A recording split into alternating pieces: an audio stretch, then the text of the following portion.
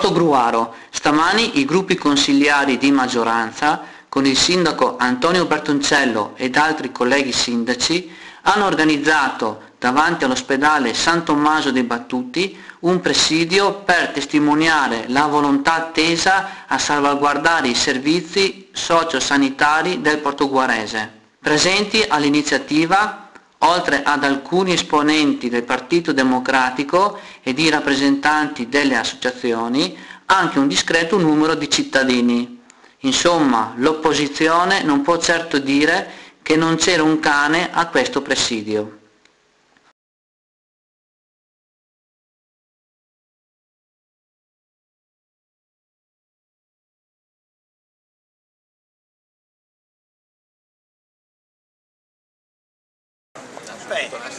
Sul punto nascite, il sindaco Bertoncello ricordava come è stato discusso di questa questione nella conferenza dei sindaci del 17 dicembre dell'anno scorso. In quella occasione noi abbiamo appunto come sindaci approvato tutti quanti, e ricordo tutti quanti, quindi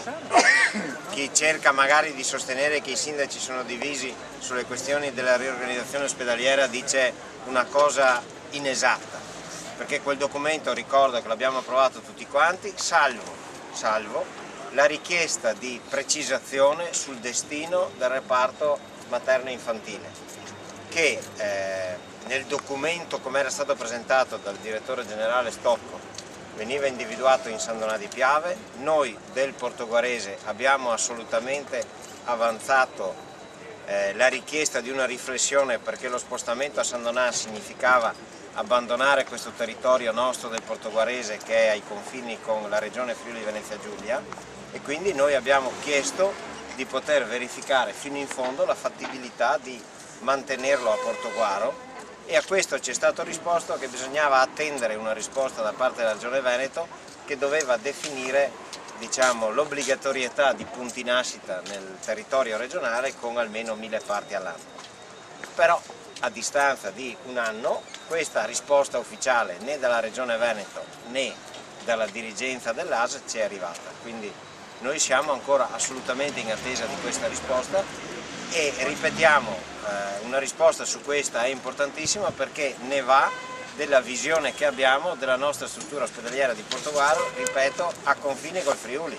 perché di questa questione di essere ai confini col Friuli noi dobbiamo assolutamente insistere, perché non possiamo abbandonare la battaglia perché la Regione Veneto e l'ASL nostra, 10, non abbia quell'esborso verso la regione Friuli Venezia Giulia di 12 milioni di euro all'anno per le prestazioni che vengono erogate a cittadini nostri che vanno necessariamente in Friuli a fare la diagnostica, a fare le attività sanitarie che in quelle località vengono richieste. Noi riteniamo che sia doveroso per la regione Veneto fare in modo di recuperare questa cifra mantenendo i servizi del nostro territorio e anzi potenziandoli.